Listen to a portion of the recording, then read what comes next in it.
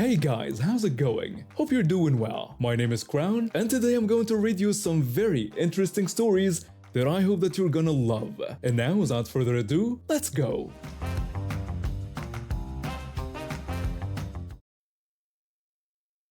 A few years ago, I was hired as a manager to create the contracts department for a tech startup.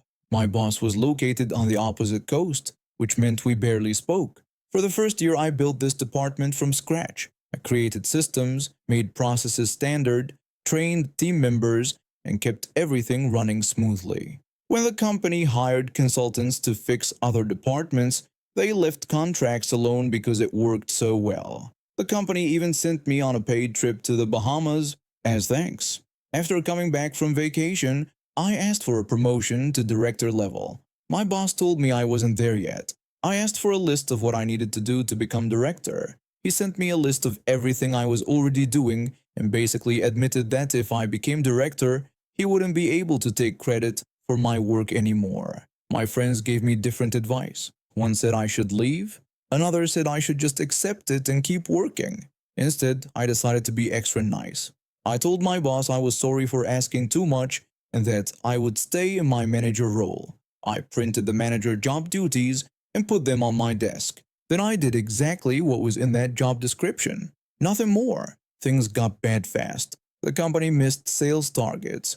The product team had problems because my boss agreed to something in a contract that ruined their budget and timeline. My boss didn't know how commission agreements worked, so salespeople changed contracts to get paid even when customers could cancel. I stayed quiet except once when my boss almost approved a change that would let a vice president make sales numbers look better than they were. The controller and chief financial officer had to step in. Eventually, the chief executive officer was called to fix the mess. During the emergency meeting with the CEO, my boss tried to blame me for not catching the issues.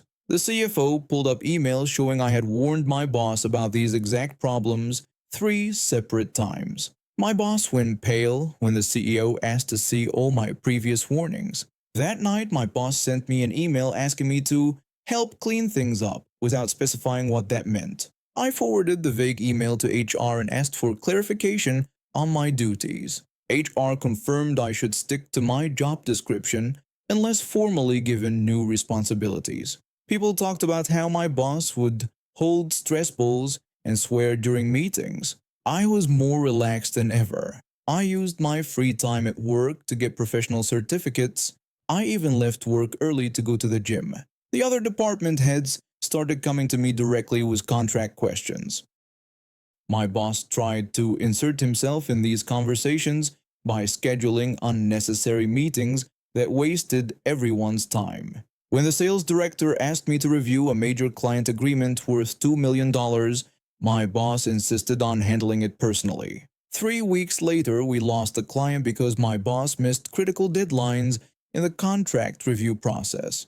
About a month after I stopped doing extra work, my boss gave me a 7% bonus. He wanted me to take back all the director duties without the title, but I kept doing only what was in my job description. The head of finance pulled me aside during lunch one day and told me they were considering creating a new director of legal affairs position that would report directly to him, not my boss. He asked if I would be interested but needed to keep it quiet until approved by the board. I said I would consider it but didn't get my hopes up. 6 months later, after taking 10 days off, I was laid off.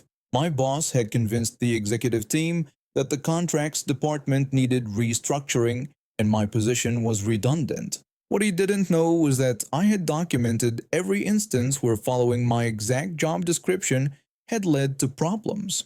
I compiled this into a professional report and sent it to the board of directors on my last day. I took 3 months off, then found another job that paid 35% more. While I'm happy making more money now, I really like that company and the people there. It's sad to watch someone take credit for your work and then see everything fall apart when you stop doing extra.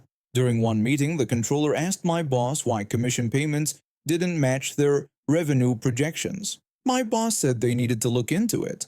The chief financial officer told him this would cost hundreds of thousands of dollars and asked how it happened. My boss said the sales team told him it was normal. When the chief executive officer got involved, he said he heard about serious contract problems affecting many departments and wanted an explanation. The product team lead said the new contract terms made their timeline impossible. My boss said he thought they were small changes. When they fired me, my boss wouldn't look at me. The human resources person told me my job was cut in the layoffs. I said I'd pack my desk. My boss kept looking at his computer and said they appreciated my work. As I was leaving, the chief financial officer stopped me in the hall and told me it was a mistake. I just said it had been interesting and wished them luck. 3 months later, a former coworker texted that they'd hired 2 people to replace me and things were still a mess. They also said my boss got demoted. I didn't answer, but I smiled. 2 months after that, I received a LinkedIn message from the CEO asking if I would consider coming back as Director of Contracts with a 50% salary increase and stock options. He mentioned my report to the board had been eye-opening and led to a complete reorganization of the management structure. I politely declined but recommended 2 excellent people from my professional network. 1 year later, I ran into the CEO at an industry conference. He told me my boss had been let go after they discovered he had been taking kickbacks from vendors in exchange for favorable contract terms. The documentation I had left behind had started the investigation that uncovered everything. As a bridesmaid, I helped with preparations for months. We planned everything: the venue, music, food, and guest list. My cousin and her fiancé made it clear on the invitations: adults-only celebration. They even called some guests to explain that while they loved their little ones, they wanted a mature atmosphere for their special day. The ceremony was beautiful. My cousin looked radiant in her gown as she walked down the aisle. Everything was going well, until halfway through the reception when I noticed a commotion at the entrance. A woman I barely recognized as a distant relative of the groom was arguing with the usher. What caught everyone's attention wasn't just her loud voice, but the fact that she had 2 children with her, a boy about 7 and a little girl around 4. The usher tried to explain to the woman that this was an adults-only event, as written on the invitation. The woman dismissed his concerns, saying that her children went wherever she went. When the usher told her that the couple had asked for no children at the wedding, she became more defiant. She claimed they couldn't have meant her children, saying hers were well-behaved and making excuses about not finding a babysitter. Before the usher could respond, she pushed past him, pulling her children along. I looked at my cousin, who was dancing with her new husband, unaware of what was happening. I decided not to bother them and watched as the woman found an empty table and sat down with her kids. For about 20 minutes, things stayed calm. The DJ played upbeat dance music and guests were having fun on the dance floor. Then, as the party was really getting going, the woman walked up to the DJ booth. She told the DJ to turn the music down. When he asked why, she said the music was hurting her children's ears, claiming they had sensitive hearing. The DJ tried to explain that this was the normal volume for a wedding reception, but she cut him off, saying she didn't care what was normal. She said her children were uncomfortable and told him to turn it down or shut it off. By this point, several guests had noticed the argument. The bride's mother, who had been watching, came over. The bride's mother asked if there was a problem. The woman said yes, complaining that the DJ was playing music too loudly for her children. The bride's mother asked who she was and why she had brought children when the invitation said no children. The woman got angry, saying she was the groom's second cousin and that her children had every right to be there. The bride's mother told her that no one asked her to bring her children to the wedding and suggested that if she didn't like it, she should leave. That's when things got out of control. The woman's face turned red. She pushed the bride's mother, who fell backward, into a table. The woman started screaming about who the bride's mother thought she was to tell her what to do. She screamed so loudly that the music stopped. Everyone froze as she went on. She said this was the worst wedding she'd ever been to, criticizing everything from the music to the food, saying the bride's dress was cheap and that the groom could have done better. Her children were crying, scared by their mother's behavior. 2 security guards who were hired for the event quickly came over. The security guards told her she needed to leave. She refused to let them touch her, asking if they knew who her husband was. The security guards took her arms and started taking her toward the exit.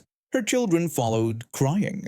For a moment, it looked like she was going to leave, but then she twisted free. Before anyone could stop her, she ran straight toward the wedding cake, a beautiful 5-tier creation that my cousin had spent hours designing with a baker. She kicked the bottom tier of the cake with all her might. The entire cake wobbled before falling apart. Her children cried louder, watching their mother destroy the centerpiece of the reception. By this time, someone had called the police. They arrived quickly, and unlike the security guards, they weren't taking chances. As they came with handcuffs ready, the woman tried to run again, but they caught her easily. As they arrested her, she protested that she had been invited and said this was discrimination against mothers. The police officer told her she was under arrest for assault and vandalism.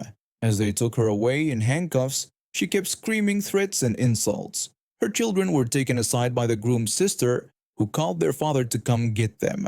The reception continued, though with a different mood. My cousin and her new husband handled it well. They even laughed as they served what was left of the wedding cake. Later, we learned that the woman was charged with assault, criminal mischief, and disturbing the peace. The next day, we all got a text from the newlyweds thanking everyone for their understanding during the unexpected entertainment and joking that they had a wedding story no one would ever forget.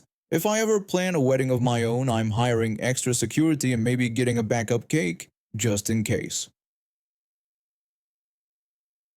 My husband and I joined our local running club 5 years ago. We've been married for 5 years, and things were good between us. Not perfect, but solid. That's when she showed up. The new woman joined in the spring. She was fit, outgoing, and took an interest in everyone, especially my husband.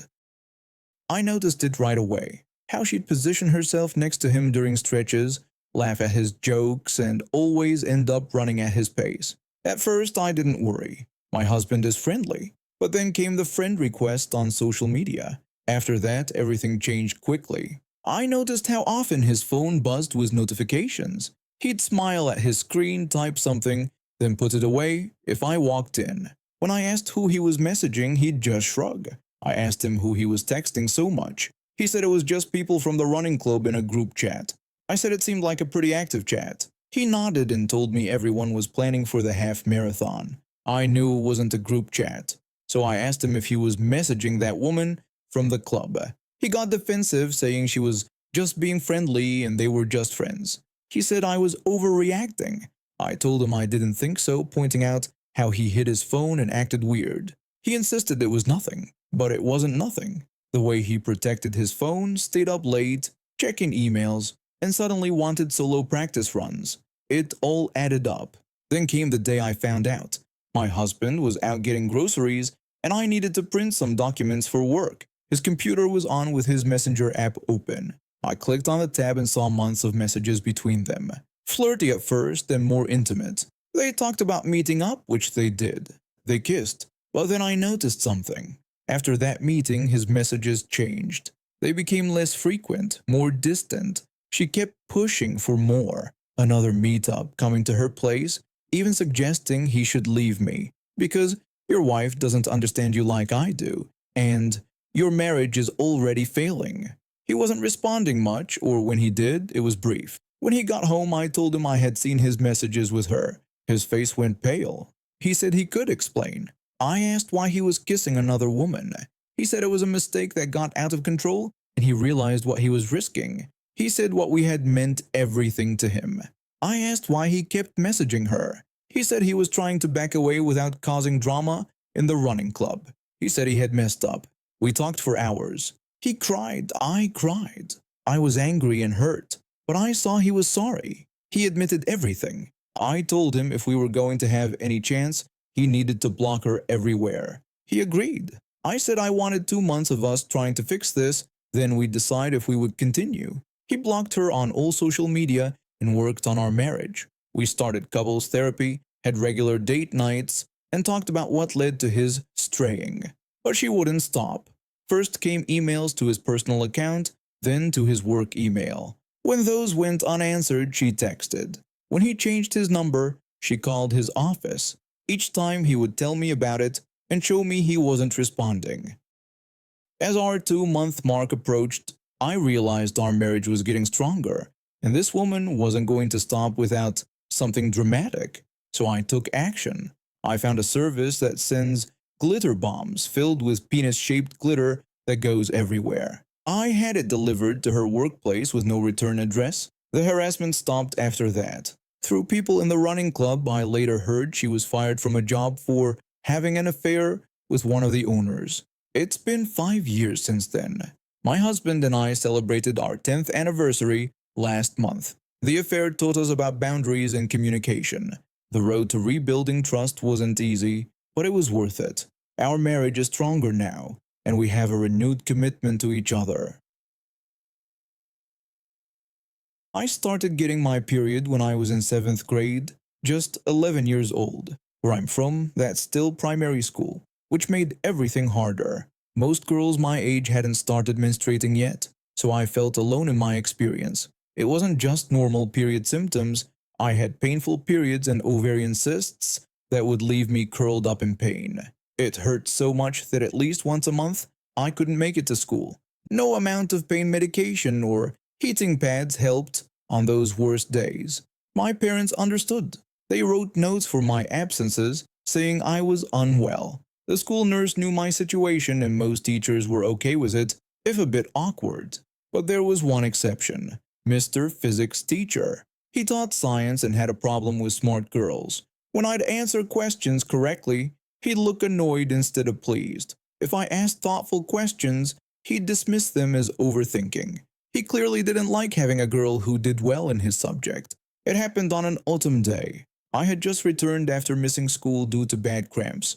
I was in the playground during recess talking with friends when I saw Mr. Physics teacher walking straight toward me, looking upset. Before I could say hello, he cornered me against the fence. His face was stern, and he spoke loud enough that other students noticed and gathered around. Mr. Physics teacher scolded me about being absent too often, pointing out that I missed at least one day every single month. He said this pattern was obvious disapproval, his voice getting louder as more students stopped to watch. My face felt hot as the playground got quieter. He kept on about how I was absent every single month.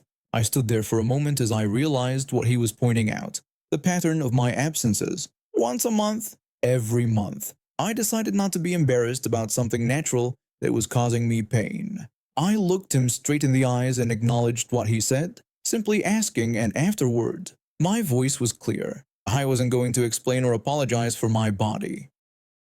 His face changed as he understood. First confusion, then shock, then embarrassment. He turned red, then crimson, then almost purple. He tried to speak but couldn't form a response to my simple question. He turned and walked away quickly. Several older girls who watched smiled knowingly. A few boys looked confused, but most students went back to their games. My friend came over and told me my response was amazing, mentioning how red the teacher's face had turned. I said his face was as red as a fire truck. My friend said the teacher deserved it for calling me out in public, and I told her I was tired of feeling bad about something I couldn't control. After that day, Mr. Physics teacher never mentioned my absences again. He barely looked at me for the rest of the year. When I had to miss school, he would put makeup work on my desk without saying anything. More importantly, something changed in me. Standing up to an adult teacher who had been putting me down gave me a power I hadn't felt before. I learned I didn't need to feel ashamed of my body, even when others tried to make me feel that way. As I became a teenager, I kept this confidence. When boys in high school made crude jokes about periods, I would stare them down the same way I had looked at Mr. Physics teacher. They usually stopped quickly. When a swimming instructor told me I couldn't join because I might be having period issues, I told him I could decide about my own body's abilities. By adulthood, standing up for myself was normal for me. In college, at work, in relationships, I learned to speak up when something wasn't right, to ask for what I needed, and to refuse to feel shame for things I couldn't control. That small confrontation gave me the strength to stand up for myself, and I became a confident teenager, an adult woman. And now we have reached the end of today's stories. Thank you for watching, and see you next time.